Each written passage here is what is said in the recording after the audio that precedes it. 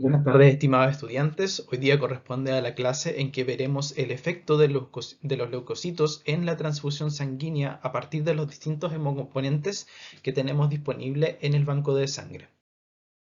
Para comenzar, recordarles que independiente del tipo de hemocomponente que nosotros vayamos a transfundir, en la mayoría de los casos vamos a tener presencia o, entre comillas, contaminación por leucocitos en cada producto. Como ustedes se pueden fijar, en aquella que mayor cantidad de leucocitos tiene es la unidad de sangre completa, la que viene directamente desde el donante. En este caso tenemos 1 por 10 a la 9 leucocitos por producto. Y aquí en adelante los distintos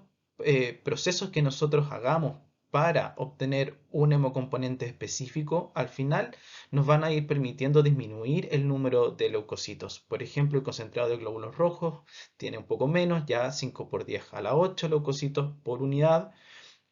Aquellos glóbulos rojos lavados 10 a la 7, 10 a la 7 bien digo, leucocitos por producto. En el caso de aquellos glóbulos rojos descongelados, que desafortunadamente en Chile no aplica, ya que no tenemos un banco de almacenamiento de productos congelados para glóbulos rojos, pero se ha reportado que podemos encontrar hasta 5 por 10 a la 6 leucocitos por producto.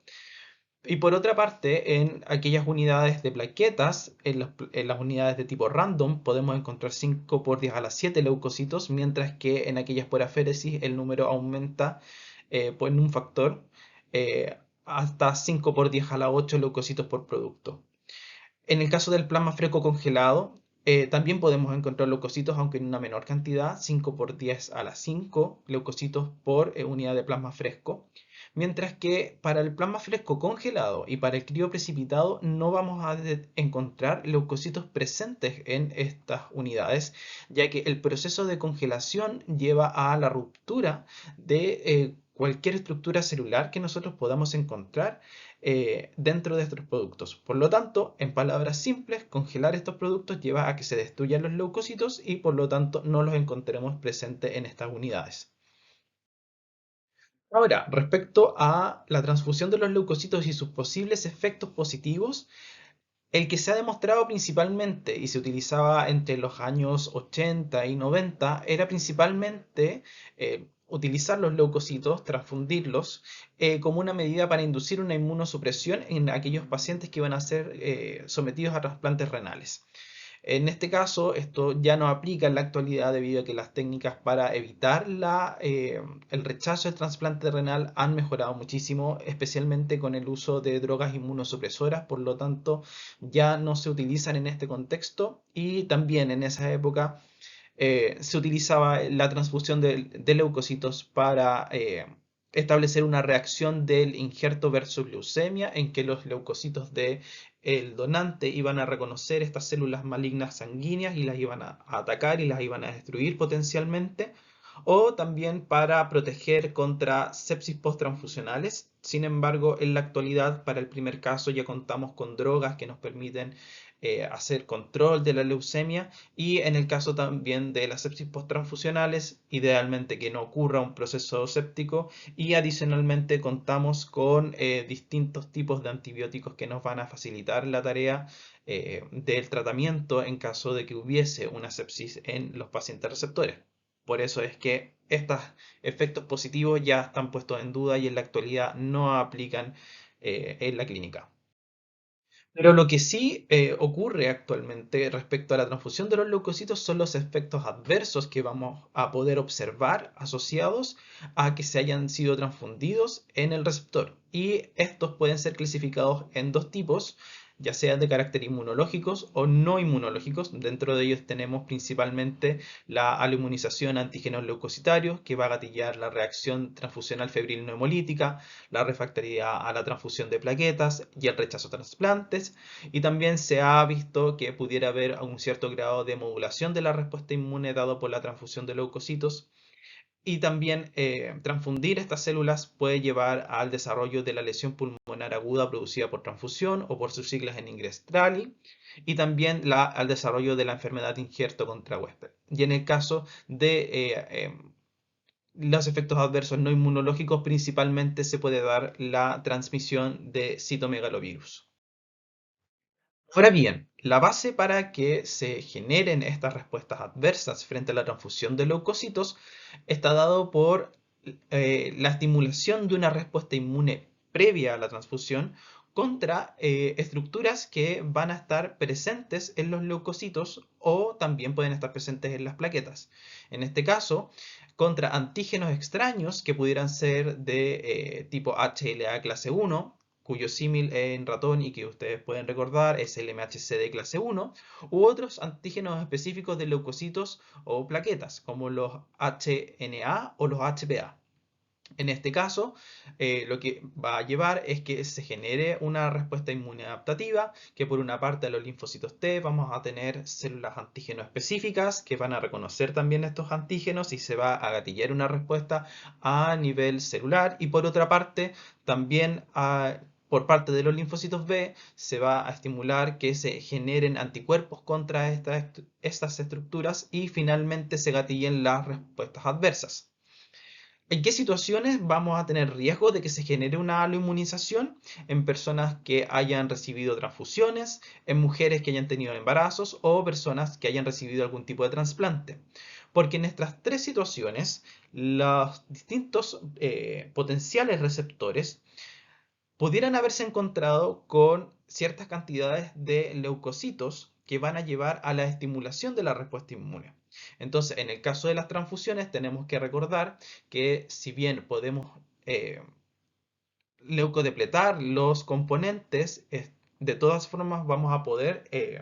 tener una cierta cantidad de leucocitos que pudieran gatillar algún tipo de respuesta inmune. En el caso de los embarazos, la misma posibilidad de que pueda haber alguna pequeña hemorragia entre el feto y la madre y haya contacto de los leucocitos del feto hacia la madre, pueda llevar un proceso de sensibilización. Y en el caso de los trasplantes debemos recordar que si bien los órganos sólidos son mayoritariamente las células que componen a este órgano, también llevan un componente sanguíneo y también llevan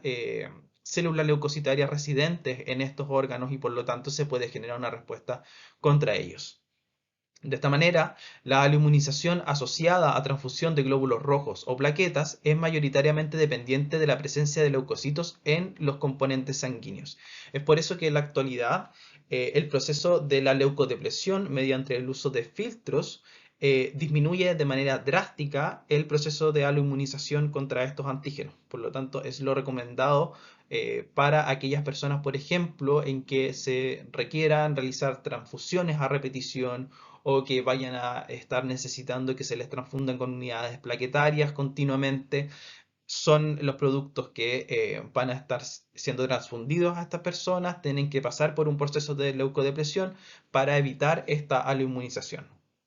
Ahora, celular y molecularmente, el mecanismo que explica cómo se genera la luminización está dado por la presencia de células presentadoras de antígeno del donante, como pueden ser células dendríticas, linfocitos B y macrófagos, que son las células presentadoras de antígenos profesionales,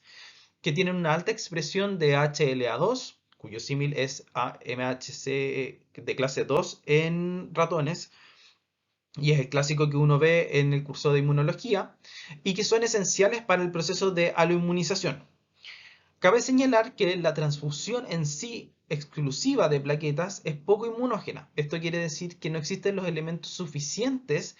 para gatillar una respuesta inmune. Si ustedes recuerdan, no solo basta la presencia del antígeno extraño, sino que también tenemos que tener señales coestimulatorias para que se genere la respuesta inmune. Por otra parte, la leucodepresión de los productos transfundidos, como yo les comentaba previamente, reduce la frecuencia de la aloinmunización. Entonces, para las personas que vayan a estar requiriendo transfusiones a repetición, es importante tener en consideración los procesos de leucodepresión. Molecularmente, esto se explica porque los péptidos de antígenos exógenos que provienen del donante son presentados en moléculas HLA de clase 2 de las APC del donante a los linfocitos T CD4 del receptor en un proceso que se denomina como reconocimiento aloinmune indirecto y que veremos de manera gráfica a continuación. Entonces, como yo les comentaba previamente, el mecanismo por el cual opera en los procesos de aloinmunización, especialmente en los cuales se generan anticuerpos contra estructuras asociadas a los leucocitos, es la aloinmunización de tipo directo, en el cual tenemos células presentadoras de antígeno provenientes del donante que van a estar presentando antígenos, y en este caso péptidos exógenos, que provienen también del donante, hacia linfocitos T del receptor. Estos linfocitos T, mediante también otras señales coestimulatorias, van a proliferar y se van a diferenciar hacia linfocitos T antígeno específicos, y también se va a estar estimulando por otra parte la respuesta de los linfocitos B, en que estas células van a empezar a producir anticuerpos que van a ser específicos contra aquellas moléculas presentadas y que provienen desde las unidades del donante, y de esta manera se generen anticuerpos contra estos antígenos exógenos. Por otra parte, también tenemos que la inmunización de tipo indirecta es la respuesta inmune clásica que ustedes pueden ver, por ejemplo, en el caso de una respuesta contra antígenos del sistema RH, en el cual son las células APC del propio receptor quienes van a estar procesando estos antígenos extraños y los van a estar presentando a los linfocitos T, y se va a gatillar la respuesta inmune en su forma clásica como la conocemos. Y este mecanismo opera, por ejemplo, en el caso de la sensibilización contra el antígeno D del grupo RH. Comenzar hablando de los efectos adversos, cabe señalar que la reacción transfusional febril no hemolítica es la más prevalente dentro de todas las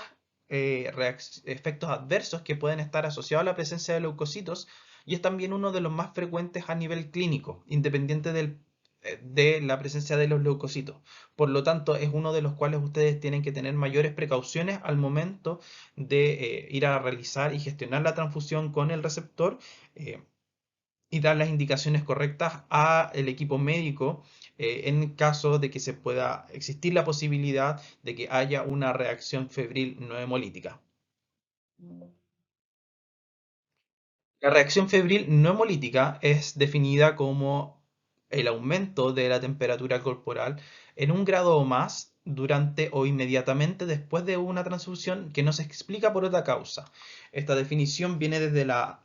AABB, en la cual nos deja en claro que inicialmente nosotros tenemos que tener en consideración la temperatura basal del receptor del hemocomponente, y tenemos que tener la precaución de que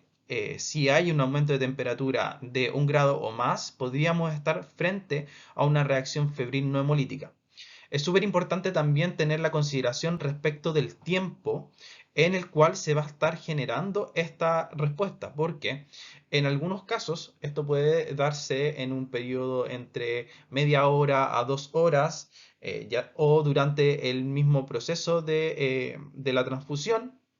Y tenemos que tener la precaución de realizar un diagnóstico diferencial en el caso de las reacciones febriles en las cuales hay hemólisis, eh, y que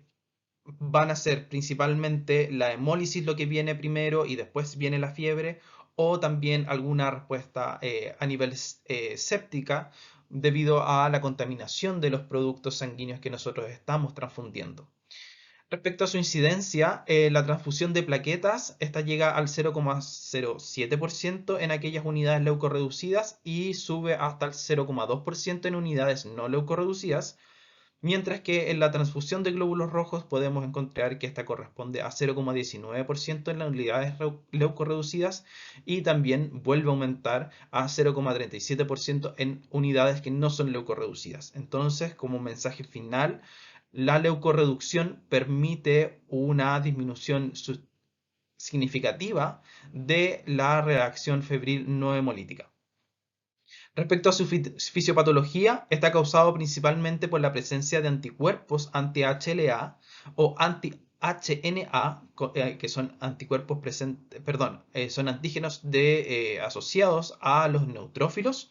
y estos anticuerpos están presentes en el plasma del receptor, que reaccionan con los leucocitos presentes en la unidad transfundida. Entonces, tenemos a una persona que de manera previa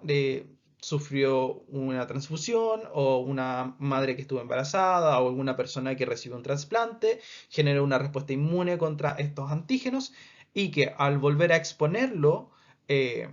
contra leucocitos, vamos a tener que se va a estar generando esta reacción febril no hemolítica. Entonces, ¿qué va a ocurrir? Que la unión de los anticuerpos hacia los antígenos, ya sea, recordemos que estos dos están presentes en los leucocitos, va a gatillar la activación de los leucocitos. Y de manera concomitante, esto va a llevar a que se empiece a secretar y sintetizar distintos tipos de citoquinas que son de carácter proinflamatorio, como interleuquina 1 beta, interleuquina 6 y TNF-alfa. Principalmente, interleuquina 1 beta tiene un rol fundamental en el proceso de modular la temperatura corporal, ya que a través de la vía de las prostaglandinas estimula el centro termorregulador del hipotálamo y esto va a llevar al proceso de fiebre. O sea, principalmente la interleuquina 1 va a ser la causante de que haya un aumento en la temperatura del receptor. Y adicionalmente indicarles que ocurre con mayor frecuencia en la transfusión de glóbulos rojos. También puede darse en que no necesariamente sea una persona que presente anticuerpos anti-HLA o anti-HNA, sino que también puede ser por la presencia y acumulación de sustancias biológicas modificadoras de la respuesta inmune que se acumulan en la unidad a transfundir, y esto particularmente ocurre con mayor frecuencia en las plaquetas.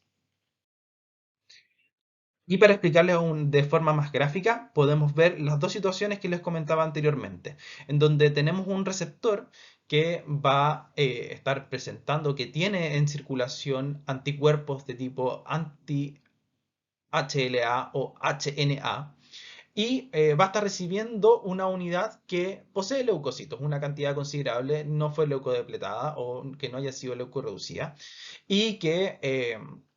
esto va a llevar a que ocurra la unión del anticuerpo con su respectivo antígeno, va a llevar también a la activación de la vía del complemento y también a mecanismos celulares en que se va a activar los leucocitos, se van a estimular y se van a empezar a secretar estas citoquinas que yo les mencionaba anteriormente como interleuquina 1 beta, interleuquina 6 y TNF alfa, y esto va a llevar a la estimulación del hipotálamo y del centro que regula la temperatura y va a llevar a que se genere fiebre, escalofríos y molestias generales en el receptor. Pero por otra parte, el segundo mecanismo por el cual puede ocurrir una reacción febril no hemolítica y que es independiente de la presencia de anticuerpos en el receptor es que en las plaquetas debemos recordar que ellas se almacenan a temperatura ambiente, en agitación constante, y por lo tanto esto va a permitir que las células que están presentes se mantengan con un metabolismo no alterado, o sea, que se mantengan funcionales como si estuvieran en circulación sanguínea. No así en el caso, por ejemplo, de los glóbulos rojos, que recordemos que su almacenamiento es a 4 grados y esto disminuye notablemente el metabolismo celular. En el caso de estas unidades de plaqueta, por lo tanto, con el paso del tiempo, los leucocitos van a ir liberando distintos componentes hacia el plasma que está presente en estas unidades. Por lo tanto, se van a liberar citoquinas por una parte y también se van a liberar lípidos que van a tener la capacidad de activar a los leucocitos. Y adicionalmente van a aumentar los niveles de distintas fracciones del complemento, como C3A y C4A, debido a interacciones con la bolsa que contienen las plaquetas. Estas sustancias biológicas van a llevar a que al momento en que se realice la transfusión, estimulen a el sistema inmune y que también estimulen al hipotálamo y por lo tanto lleven a una reacción febril no hemolítica. Y en este caso, como les comentaba anteriormente, es independiente de la presencia de anticuerpos por parte del receptor, sino que está dado principalmente por el hecho de que hay sustancias biológicas que se fueron acumulando a lo largo del tiempo que van a gatillar un proceso febril. Ahora bien, ¿qué signos y síntomas podemos ver asociados a esta reacción adversa? Fiebre y escalofríos durante o hasta 2 horas posteriores a la transfusión, y también estos síntomas tienden a ocurrir posteriormente a la transfusión. Las precauciones que tenemos que tener y lo que tenemos que tener en mente para hacer un diagnóstico diferencial es que si surge de manera temprana, por lo menos, por ejemplo, media hora después de la transfusión, debemos sospechar de una sepsis transfusional. O si ocurre durante el proceso de la transfusión, por ejemplo, a los 5 minutos, que hay una reacción febril, eso puede que nos levante las alertas de que quizás no estamos frente a una reacción de tipo no hemolítica, sino que sea hemolítica per se, y por lo tanto tenemos que tener los manejos correspondientes y avisar al equipo médico respecto a esta reacción. Ahora, a nivel de laboratorio, está dado principalmente por la identificación de la ausencia de hemólisis que nos permite un diagnóstico por exclusión. O sea, con esto podemos diferenciarlo de las reacciones hemolíticas que también van a gatillar fiebre. Pero estas reacciones van a ser, como ustedes ya han visto en otras clases, más abruptas y se inician de manera muy pronta al inicio de la transfusión. Por lo tanto, el manejo que se recomienda para este tipo de reacciones es, si está ocurriendo durante el proceso de la transfusión, detener la transfusión eh, y posteriormente, si es que ya ocurre luego de una vez finalizada la transfusión, medicar al paciente, en este caso principalmente con antipiréticos corticoides y en casos más graves con mepiridina, que es un narcótico que disminuye los dolores y malestares que pudieran estar asociados con esta reacción. Pero principalmente a nivel de la clínica se maneja con antipiréticos como paracetamol para disminuir la fiebre y más allá de eso no existen riesgos, es muy poco probable, no se ha dado por lo menos dentro de la literatura y los reportes, casos en que esto pueda llegar a ser de tipo fatal, pero sin embargo tenemos que tenerlo en consideración y dejarlo en el registro del receptor que haya presentado esta reacción para tomar las medidas correspondientes si es que vuelve a necesitar una nueva transfusión de componentes sanguíneos. ¿Cómo prevenir estas reacciones? Principalmente a través de la leucorreducción o la leucodepresión. Para ello, para la transfusión de los glóbulos rojos, se puede hacer previo al almacenamiento de la unidad o antes de realizar la transfusión. En este caso de los glóbulos rojos, como yo les comentaba, como ocurre el almacenamiento a los 4 grados Celsius, el metabolismo de los leucocitos va a estar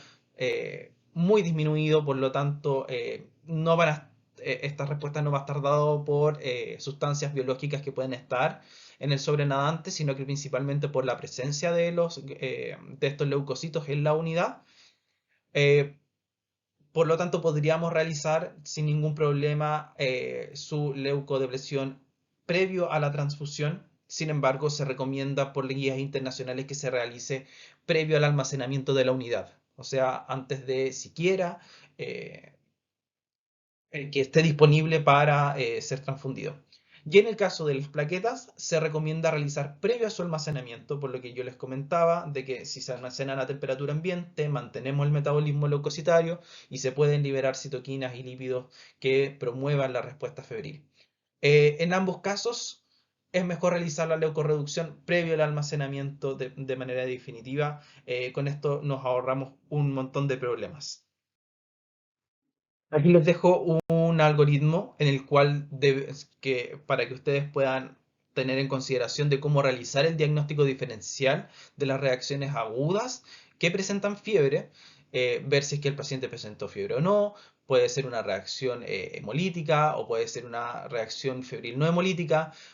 ver en cuánto aumentó la temperatura. En este caso, por ejemplo, si aumenta más de 2 grados Celsius, podríamos sospechar de una contaminación bacteriana. Si no es tan drástica y es menos de 2 grados Celsius, podríamos seguir sospechando de una reacción hemolítica o no hemolítica. Y después analizar cuándo se presentó la fiebre, si fue inmediatamente al inicio de la transfusión, durante o al término de la transfusión o horas posteriores luego de finalizar la transfusión. Y con esto vamos nosotros haciendo la exclusión y diagnóstico diferencial respecto a las distintas reacciones adversas que podríamos estar enfrentando.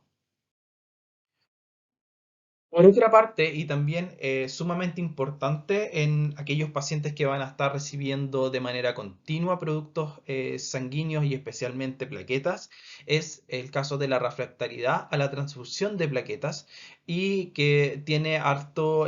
impacto en cuántas plaquetas finalmente va a estar teniendo la persona luego de una transfusión de unidades plaquetarias.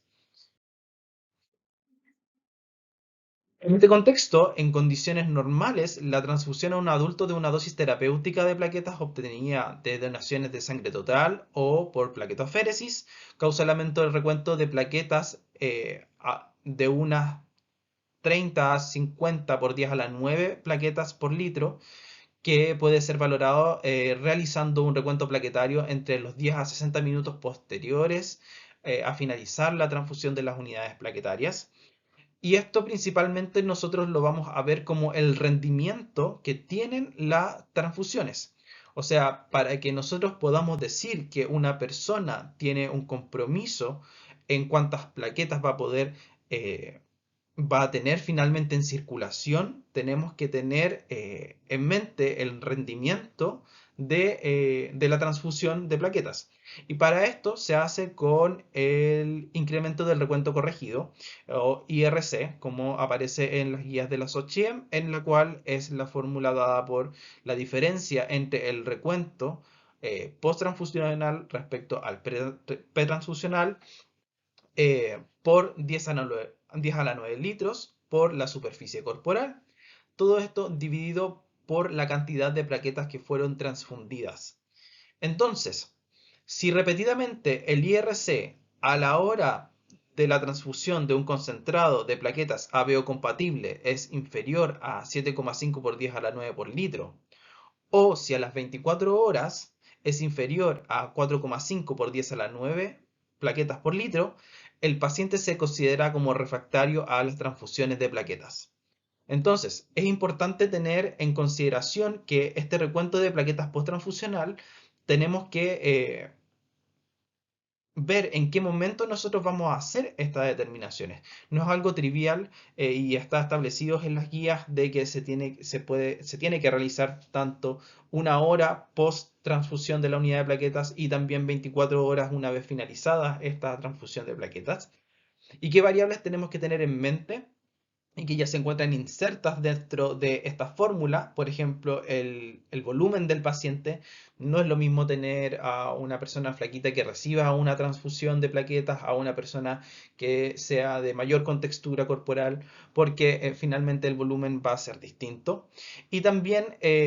el número de plaquetas administradas, que si bien gracias a los distintos controles de calidad que se han implementado a nivel nacional, podemos tener una estimación de cuánto hay de número de plaquetas por unidad transfundida. Siempre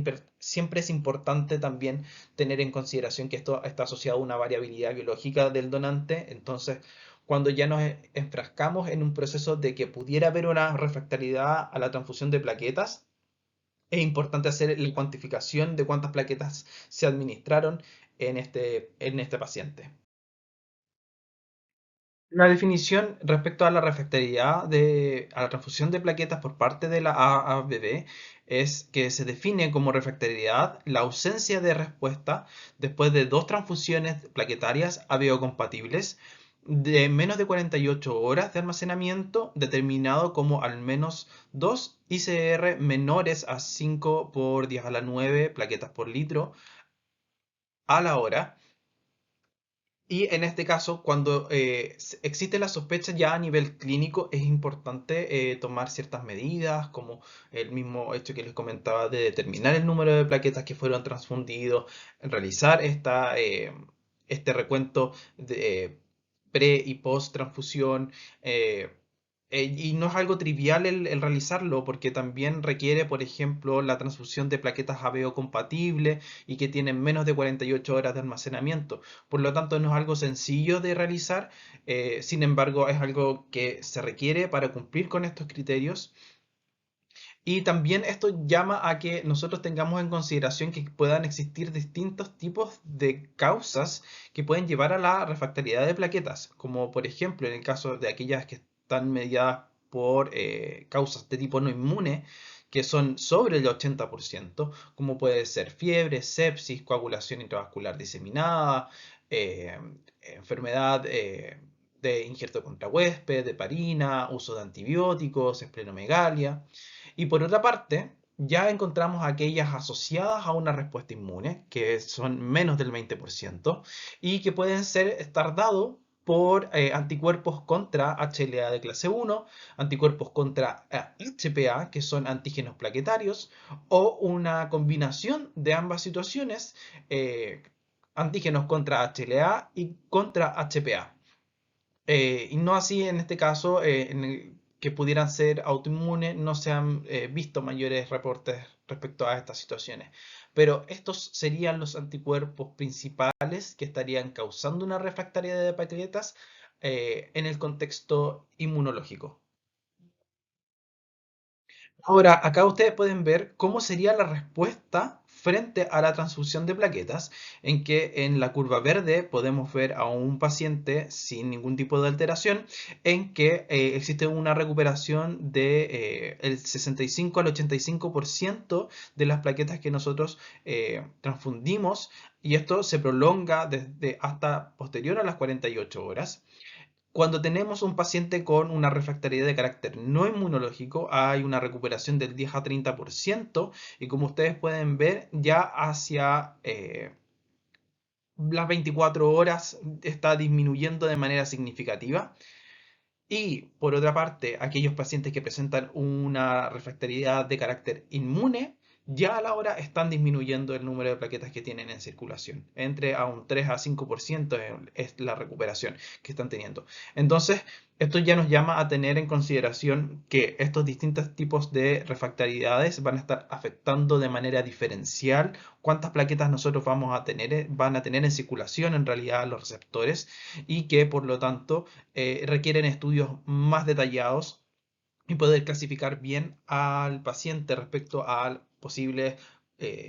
patologías asociadas que esté presentando, y también los análisis que nosotros vamos a estar realizando posteriormente en el laboratorio.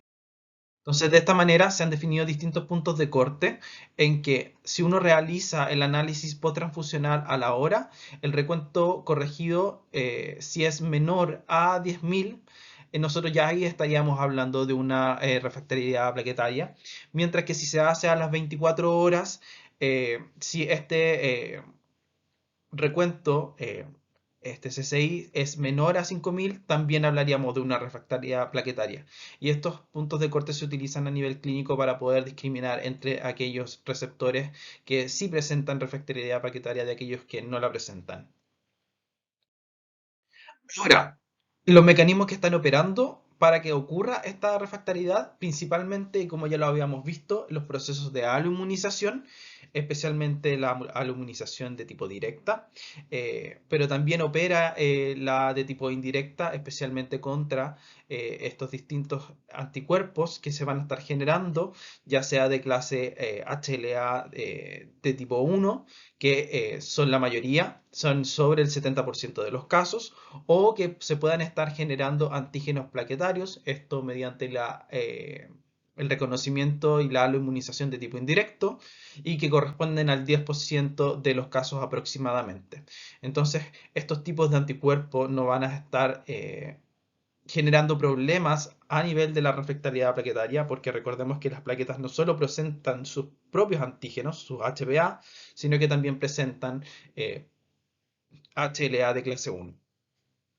Ahora, ¿cómo ocurre este proceso de inmunización y que se generen estos anticuerpos? Es que péptidos de antígenos ajenos al receptor son presentados en el contexto de moléculas HLA-2 del donante a linfocitos TCD4 del receptor, generándose un reconocimiento aloinmune directo principalmente, pero como yo les comentaba, también podría ser por proceso de reconocimiento aloinmune indirecto, especialmente para lo que se refiere a los antígenos plaquetarios. Ahora bien, ¿Cómo podemos prevenir de que ocurra una refractariedad a la transfusión plaquetaria, especialmente en aquellos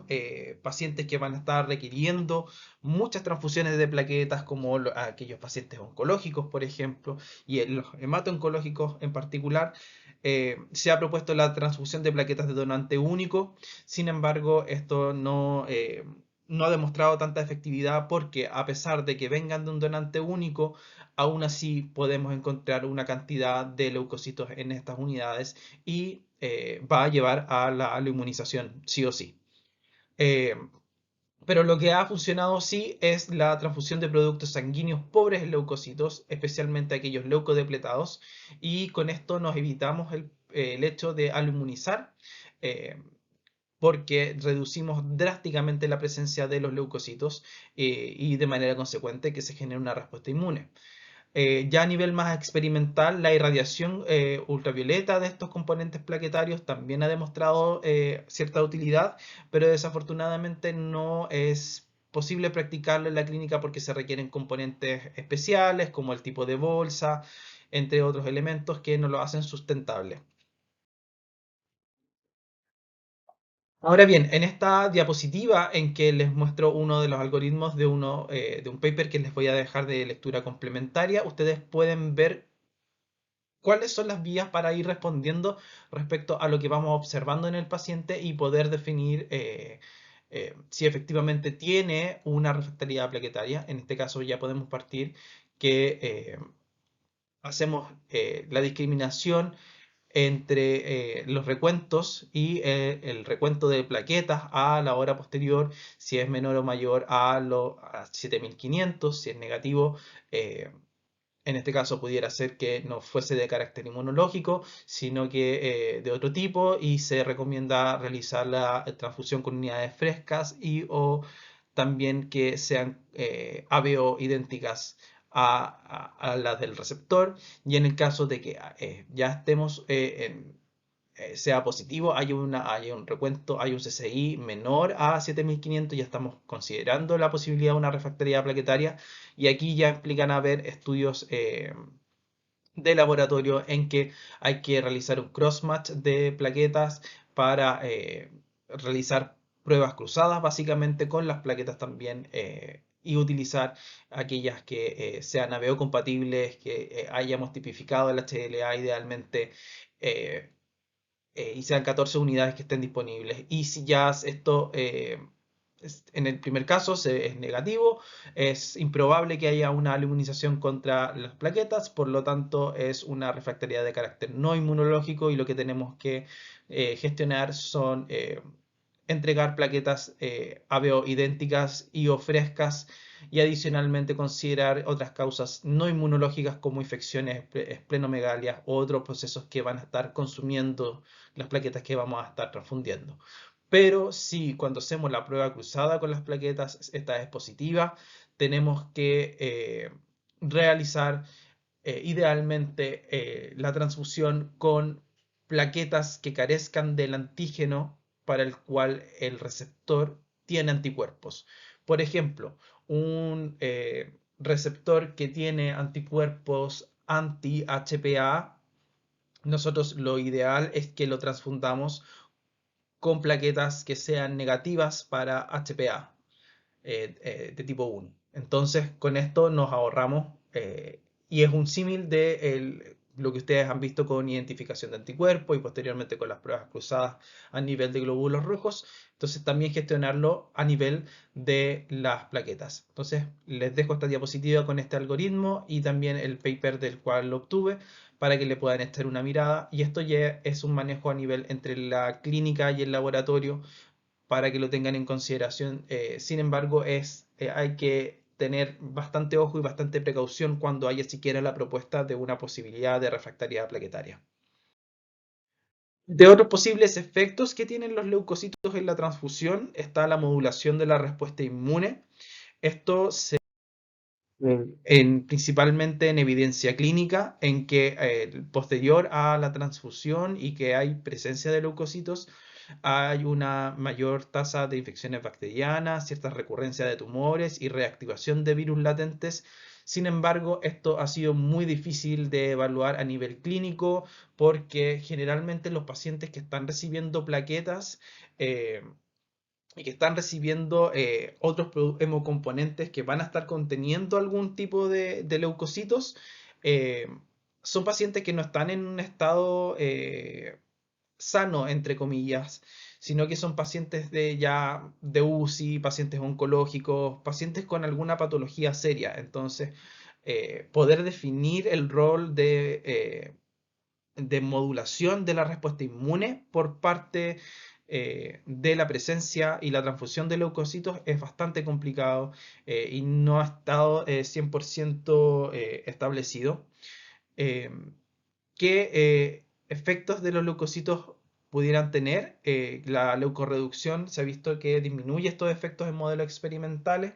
Ya lo comentábamos anteriormente, la leucorreducción no solo facilita el que tengamos menor número de albuminización, sino que también, por lo tanto, esto disminuye los procesos de modulación de la respuesta inmune, dado principalmente por algunos mecanismos como el balance de citoquinas, la delesión clonal de linfocitos T, la generación de factores solubles y también la presencia de HLA soluble y de ligando Fas, que todo esto llevan a una modulación negativa de la respuesta inmune, pero como yo les comentaba,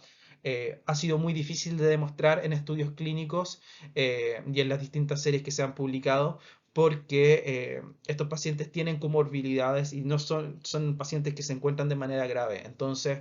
poder definir que existe un rol modulatorio por parte de esta transfusión de leucocitos queda como materia pendiente y un campo de investigación a gestionarse en el futuro. Uno de los efectos adversos y ahora en los que encontramos con menor frecuencia es la lesión pulmonar aguda producida por la transfusión o por sus siglas en inglés TRALI, el cual es definido como un síndrome clínico que se presenta con hipoxia aguda asociado a edema pulmonar no cardiogénico secundario a la transfusión de componentes halogénicos. O sea, tenemos un paciente que va a presentar bajos niveles de oxigenación, que cuando se le realicen radiografías para ver qué está ocurriendo a nivel pulmonar, vamos a encontrar que existe edema pulmonar bilateral, o sea que en ambos pulmones vamos a ver que se está juntando líquido y que no tiene complicaciones cardiológicas,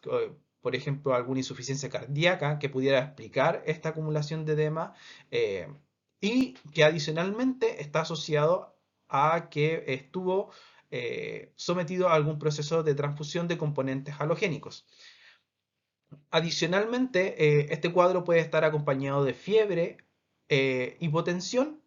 Por lo tanto, son marcadores que nos pueden hacer sospechar de un TRALI. Respecto a su epidemiología, la incidencia en la actualidad varía desde un caso entre 1.200 a 190.000 transfusiones, o sea, no es algo muy frecuente que podamos llegar a ver. Sin embargo, en Estados Unidos, cerca del año 2000, me parece, era la principal causa de muerte por transfusiones. Entonces, ni siquiera eran las reacciones hemolíticas, sino que eran este tipo de injuria pulmonar que no teníamos mayores formas de manejarla o mediarla para poder evitar que se generara. Entonces, este TRALI está descrito como secundario a la administración de todos los productos sanguíneos, ya sean glóbulos rojos, plaquetas, y es usualmente en aquellos que contienen sobre 60 ml de plasma. A nivel clínico, como se va a ver, una injuria pulmonar dentro de las 6 horas posteriores a la transfusión. Vamos a encontrar un paciente hipoxémico con saturación de oxígeno menor al 90% y en radiografías vamos a ver que los pulmones tienen presencia de infiltración de manera bilateral. Adicionalmente, estos pacientes van a carecer de otros factores de riesgo para el desarrollo de edema pulmonar, como por ejemplo el que yo les comentaba, alguna alteración cardiológica. Y adicionalmente vamos a ver que estos pacientes en los que se genera TRALI se caracterizan porque hay una ausencia de la injuria pulmonar aguda preexistente. El trálice está acompañado de fiebre, escalofríos, como les comentaba antes, y de una hipertensión transitoria que posteriormente da paso a una hipotensión. Y consideraciones tenemos que tener respecto al TRALI es que se debe realizar un diagnóstico diferencial respecto a el síndrome de distrés respiratorio agudo. eh, Esto es súper importante, especialmente ahora que nos encontramos en época de pandemia de COVID, porque también tenemos la presencia de un virus que está causando un síndrome de distrés respiratorio agudo, por lo tanto es importante poder diferenciarlo. También respecto a la sobrecarga circulatoria asociada a la transfusión, en pacientes en que tenemos que hacer transfusiones y les entregamos mucho volumen, esto va a llevar a una sobrecarga circulatoria y puede generar algún tipo de alteraciones ya más cardiogénicas. Pero también tenemos que diferenciarlo de reacciones anafilácticas y de posibles desórdenes pulmonares o miocardiales agudos que pudieran presentar la persona afectada por un posible TRALI. ¿Cuál es la fisiopatología? Son dos vías de respuesta las que van a estar entrando a confluir para que se genere el TRALI. Por una parte, los neutrófilos van a estar siendo los causantes de este cuadro, en que van a estar secretando radicales libres de oxígeno y otros componentes que también van a ser tóxicos. eh, para las células endoteliales pulmonares y capilares, y esto como consecuencia va a llevar a la filtración vascular, la formación de edema y el TRALI. Y esto es una respuesta exacerbada de cuál sería su respuesta fisiológica por parte de los polimorfonucleares. Y por otra parte, también tenemos que está conjugando la presencia de anticuerpos del donante como causantes del TRALI. O sea, en las unidades a transfundir vamos a tener presencia de anticuerpos anti-HLA o antineutrófilos que provienen del donante y que se van a estar uniendo a neutrófilos del receptor. Esto va a formar complejos anticuerpos y las células, o en este caso los polimorfonucleares, y va a llevar a que estas células se depositen sobre la vasculatura pulmonar, se active la respuesta por parte de estas células, se liberen distintos componentes que van a ser tóxicos, y con esto va a llevar a que las células epiteliales pulmonares y capilares aumente su permeabilidad, haya una extravasación de líquido y con esto finalmente tenemos un edema pulmonar. En la actualidad se ha propuesto el modelo de dos hits para explicar cómo es que se llega a este proceso de TRALI. En que el primer hit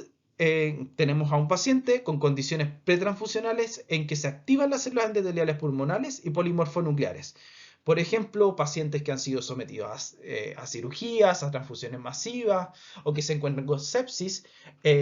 van a tener un estado inmunológico preactivado, por decirlo de cierta forma. Entonces, los polimorfonucleares y las células endoteliales pulmonares van a estar en un estado de estrés particular que los van a hacer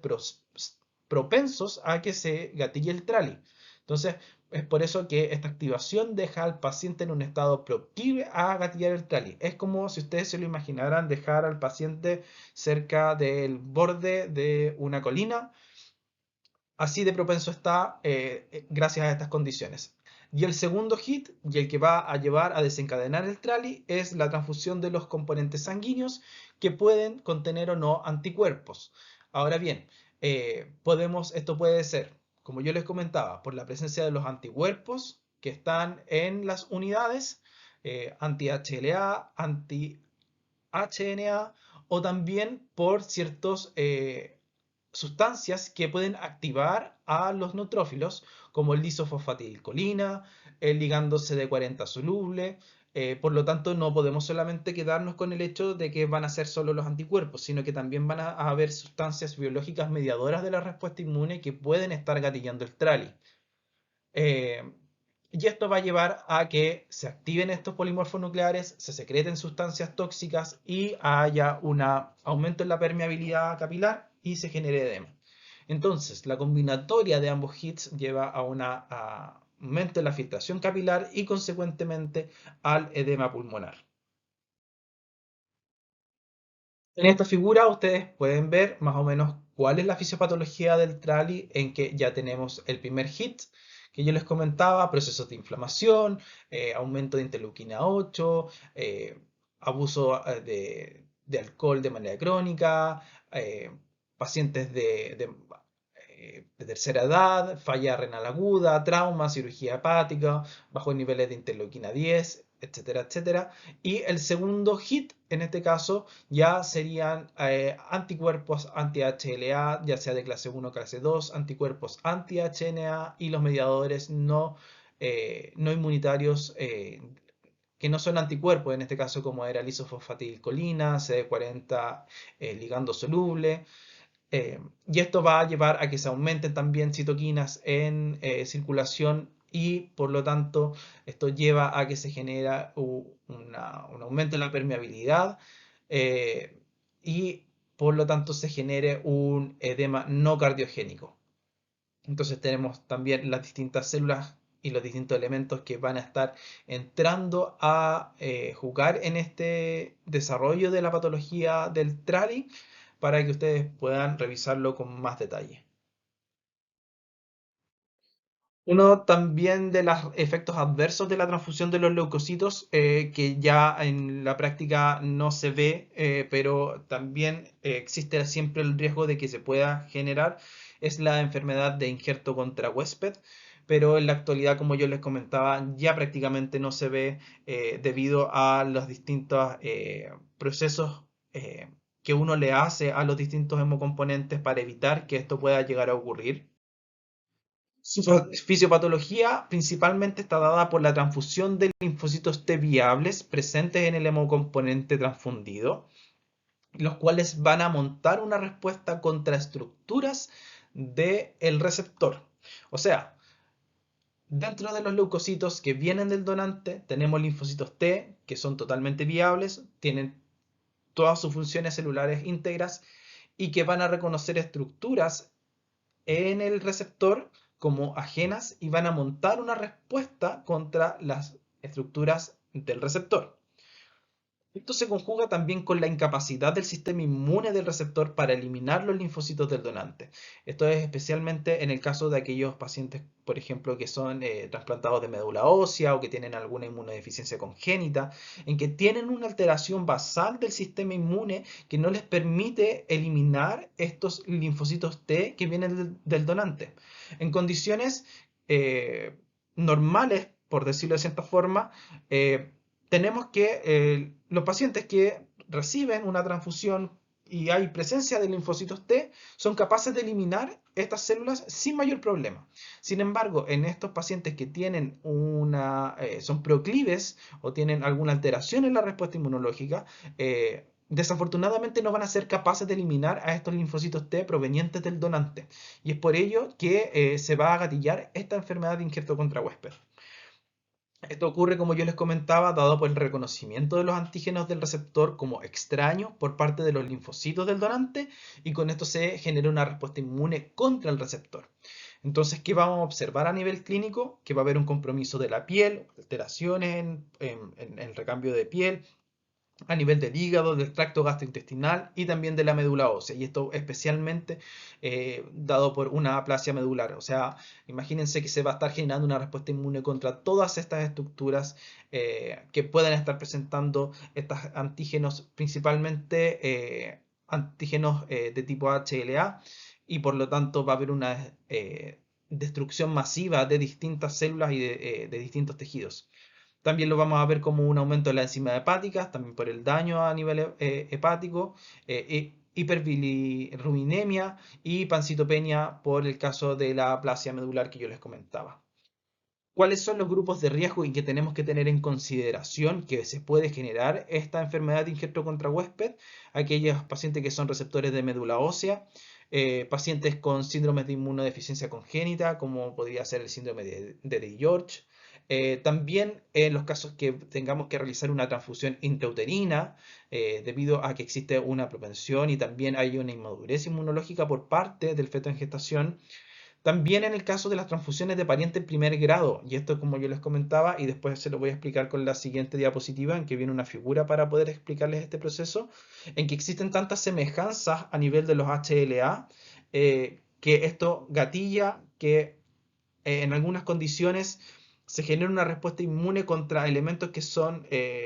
levemente diferentes y con esto se genere la enfermedad de injerto contra huésped. Y también se puede estar generando en pacientes con la enfermedad de Hodgkin. Entonces, como yo les comentaba, y particularmente cuando se realiza la transfusión de elementos sanguíneos que provienen desde parientes de primer grado, por ejemplo, eh, puede llegar a ocurrir la enfermedad injerto contra huésped. Es súper particular el hecho, y casi ya anecdótico el caso de lo que le ocurría a la población japonesa en la década de los 90. Ellos tenían altas tasas de enfermedad injerto contra huésped, dado por el hecho de que la población japonesa tiene muy baja heterogeneidad de los HLA que ellos presentan. Como ustedes saben, existen distintos haplotipos de HLA, pero a nivel de la población japonesa eran muy poco diferentes. Entonces,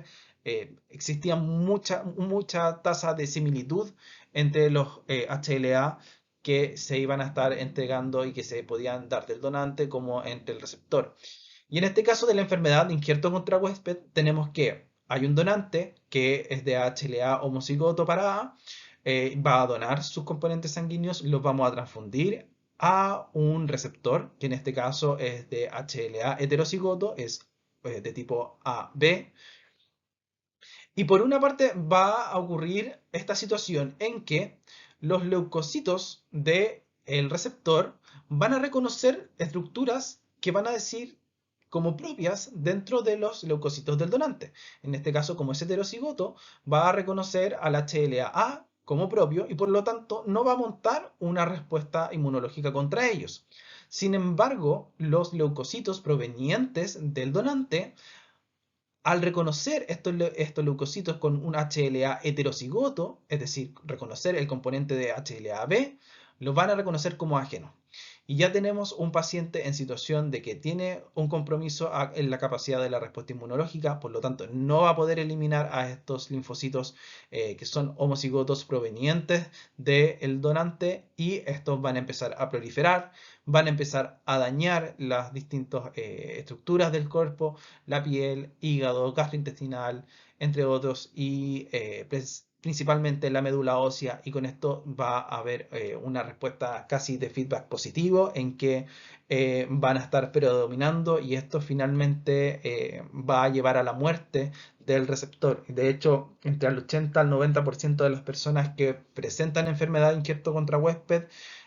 desafortunadamente fallecen. Es una enfermedad con alta tasa de mortalidad y que tenemos que tener en consideración para que no nos llegue a ocurrir, especialmente en casos de emergencia. Por ejemplo, hubo un caso que se reportó en Reino Unido en el cual se realizó una transfusión intrauterina a un feto con sangre materna. En este caso también llevaba leucocitos. No se realizaron los procedimientos correctos de leucodepletar y de realizar irradiación para poder inactivar estos leucocitos provenientes de la madre. Así que de esta forma estos leucocitos de la madre reconocieron estructuras ajenas en el feto en gestación. Eh, Finalmente se dio a luz a un feto con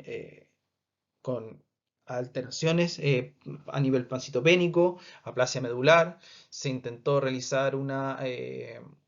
trasplante de médula con progenitores hematopoyéticos y de células madre de cordón umbilical. Sin embargo, este bebito falleció por la gravedad de la enfermedad de injerto contra huésped que se montó. De esta manera, para poder prevenir que ocurra esto, y en la actualidad, de hecho, desde el año 2000, como volviendo al ejemplo de la población japonesa, cuando se dieron cuenta de que estaba haciendo, qué factores estaban mediando dentro de esta reacción adversa, desde el año 2000 en adelante que está mandatado el hecho de irradiar los productos sanguíneos, y con esto lo que hacemos es inactivar a los linfocitos T, no los vamos a sacar, aunque los leucodepletemos, no vamos a eliminar 100% la presencia de los leucocitos en los distintos componentes, pero el hecho de irradiarlos los vamos a inactivar y con eso vamos a bloquear que puedan proliferar. ¿Ya? Esto se hace mediante radiación gamma con dosis de entre 1500 a 2500 rad y tienen algunos efectos sobre distintos componentes. Por ejemplo, en glóbulos rojos hay una hipercalemia, pero a nivel de plaquetas no hay mayores efectos importantes. Y como yo les comentaba, la leucodepresión no necesariamente va a evitar que se genere la enfermedad de injerto contra huésped, ya que de todas formas va a haber una pequeña cantidad de leucocitos que va a estar siendo transfundida y dentro de ellos linfocitos T que pudieran generar una respuesta a injerto contra huésped. Por lo tanto, lo principal es irradiar. Finalmente, dentro de los efectos no inmunológicos podemos tener la transmisión de citomegalovirus asociado a la transfusión de leucocitos. Recordemos que citomegalovirus está latente dentro de los leucocitos, por lo tanto se han establecido grupos de riesgo en el cual podemos encontrar que aquellos que tienen riesgo establecido son embarazadas seronegativas, recién nacidos prematuros, hijos de madres seronegativas, receptores seronegativos de médula ósea, de donantes seronegativos y pacientes en etapa SIDA seronegativos para citomegalovirus, en los cuales tenemos que tener la precaución de leucodepletar los componentes sanguíneos para evitar que se puedan infectar contra este virus y generarles mayores problemas. Por otra parte, aquellos grupos que se ha establecido como un riesgo de menor grado o un riesgo relativo son aquellos que son receptores seronegativos de órganos sólidos, que también son seronegativos para citomegalovirus, candidatos a trasplante de médula ósea seronegativos, trasplante de médula ósea autólogo en seronegativos y pacientes portador de VIH seronegativo, y hacer la distinción entre que aquí ya tenemos un paciente en etapa SIDA respecto a pacientes que portan con VIH que son seronegativos para citomegalovirus. Entonces, en resumen, lo importante es que en aquellas personas que son seronegativas para citomegalovirus, mantenerlos y darle las condiciones, los hemocomponentes correctos para que se mantengan como seronegativos y evitar a toda costa el proceso de poder inmunizarlos y entregarles, transferirles un virus que sea de carácter latente. Y para esto tenemos distintas herramientas, como principalmente la pesquisa de los anticuerpos contra citomegalovirus para poder establecer si están de carácter seronegativo o ya son seropositivos. Una de las características que tiene la infección por citomegalovirus es que en algunos casos, en la mayoría de los casos, son asintomáticas y a medida que pasa la edad, aumentan las tasas de seropositividad. Por lo tanto, cerca del 90% de la población chilena ya en edad adulta alguna vez se contagió con citomegalovirus, por lo tanto no se hace mucho el tema de la pesquisa de los anticuerpos porque en la práctica todos tenemos presencia de citomegalovirus. Existen condiciones con las cuales podemos prevenir para los pacientes que ya son seronegativos en sí, como el uso de glóbulos rojos congelados y desglicerolizados, pero esto no aplica tanto acá en Chile porque no tenemos estos bancos de almacenamiento de glóbulos rojos congelados. Pero lo que sí o sí opera a nivel nacional es la filtración de los concentrados de glóbulos rojos y plaquetas por filtros de absorción que nos permiten la leucodepresión. Y con esto logramos disminuir drásticamente la posibilidad de transmitir el citomegalovirus eh, casi en su totalidad con el mero hecho de utilizar los filtros para poder leucodepletar los distintos hemocomponentes. Muy bien, ya hemos llegado al final de la clase en la cual hemos visto qué efectos biológicos tienen los leucocitos. Por una parte, a modo de resumen, vimos que los efectos positivos están actualmente ya puestos en duda y ya no se aplican tanto a la práctica clínica. Sin embargo, los efectos adversos que causan la transfusión de leucocitos son la mayoría las reacciones febriles no hemolíticas, la enfermedad de injerto contra huésped, el TRALI, son elementos que tenemos que tener en consideración. Eh, Les voy a dejar adjuntado un artículo respecto a la refractariedad en plaquetas, porque es un aspecto sumamente relevante en pacientes de carácter oncológico y hemato-oncológico, porque van a estar recibiendo de manera continua componentes plaquetarios y lo ideal es que no estimulemos una respuesta inmune contra estas estructuras asociadas a las plaquetas. Y finalmente, como recordatorio y mensaje final de esta clase, la mejor forma de evitar cualquier reacción adversa por parte de los leucocitos es, por un lado, la leucodepresión mediante el uso de filtros que tienen una altísima eficiencia en la actualidad, y por otro lado, cuando es requerido realizar la irradiación de los distintos componentes sanguíneos que van a ser transfundidos. Espero que esta clase les haya quedado muy clara, y si tienen alguna duda, por favor, siéntanse la libertad de contactarme y pedirme material si es que requieren para complementar sus estudios. Muchas gracias y que tengan muy buena tarde.